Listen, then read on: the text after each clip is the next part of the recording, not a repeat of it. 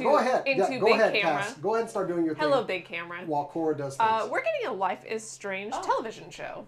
Amazon Prime announced, and this was a couple of weeks ago. We've been kind of off the air and doing stuff.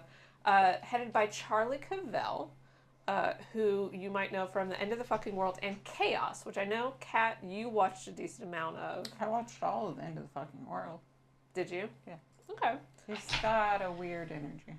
I mean, Life is Strange is a weird energy. So this is promising. I will say the last thing that I remember that was a kind of time rewind video game adaptation was Prince of Persia. Which is not, it's not a good example of a well-made video game know that adaptation. The Prince of Persia's name was Jake. Mr. Gyllenhaal. No, I mean Jake is a perfectly normal. Yeah. Prince of Persia name. Persians classically named Jake. Jake in varsity is Jake. So that was, it was unfortunate. It's not, I saw it before I ever played the game or kind of knew anything about the game, so I didn't actually hate the movie as much as anyone who's ever played the game did. But I'm interested to see how they work the mechanic in the log line. They do say that she can rewind time, so they are bringing that mechanic into the show. Hopefully it's not going butterfly effect, because that didn't work out for him. Which one? The original? The one with Ashton Kutcher. There was a post-theatrical release extra credit version, which is how it should have gone the whole time. Interesting. Anyway. I don't know which version I've seen. There was no theatrical release or regular version. It was just an alt ending. So if you got far enough into it. What I will say is both Chaos and The End of the Fucking World do kind of play jump ropes with time. Ooh. So That's good news. knowing that actually makes me feel better. Yeah. Chaos, the whole universe is insane. It's a Hellenistic, god thing. Yeah. And The End of the Fucking World is just neurodivergent people doing their best.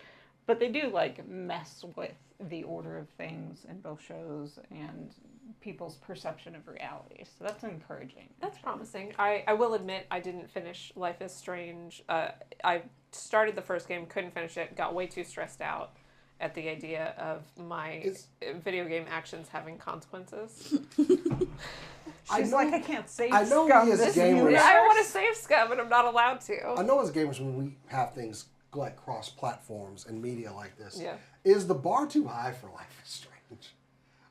Look, we had a high bar for Fallout. I'm gonna tell you right now, we had a huge ass bar for Fallout, probably equal for Silent Hill. Is the bar too high? I'm not gonna lie.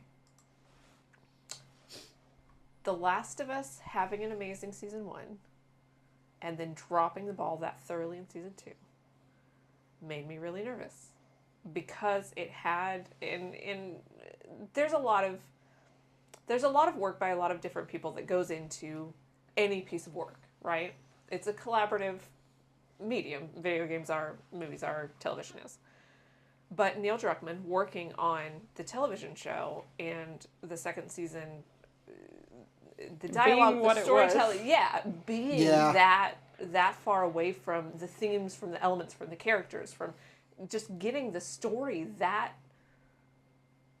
I don't want to say wrong, but not feeling true to its elements. It wasn't to the bar that you set. That makes me question, any adaptation now. I don't have mediums... questions. I think you should step away. I've heard some unapologetically don't think creators should make their thing in a different medium from when you release something, you released it. Yeah. You let it go. And I actually think it's very often not great for creators creatively to revisit a property for a different medium. I just don't like it. But I will tell you something else. Life is Strange has to be a blockbuster, and I'll tell you why. Okay. For so many fucking years, Spider-Man was all we had for Here photographers.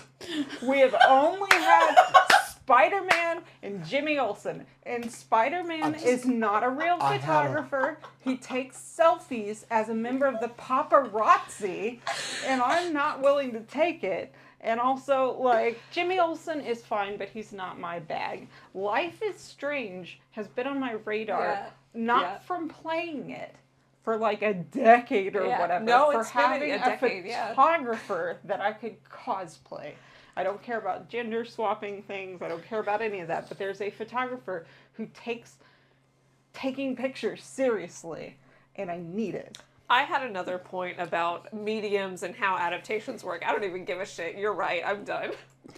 What's his name? If I point out Mark Jefferson. that we have an entire game series about taking pictures will you kill me. Reminder to clip out Fatal Cat Frame. Rap. Pokemon Snap doesn't count. I wasn't talking about Pokemon No. Snap. But Fatal Frame is good. The problem is that the problem has been for a lot of things that like dressing as them would be so cliche they could not be identified.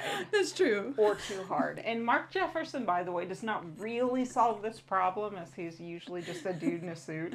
But it's a reason for me to carry a real camera around cons that works to take pictures. In my defense of I Pokemon, need it. that was really funny What are you though. talking about? Fatal Frame. Oh, okay. In my defense of Pokemon Snap, though, you do have to take really the good whole thing. pictures of anything. Pictures, it doesn't fucking count as a photographer's game, though. I understand what you're saying. I'm so sorry. No, it's I fine. overreacted No. very fast. It was really Now, nobody forget Mark Jefferson. This is important. It has to be a only a video game blockbuster. without a Oh my photographer. goodness. Jason? There's a couple others, but that one's important. It needs Yeah. to be big.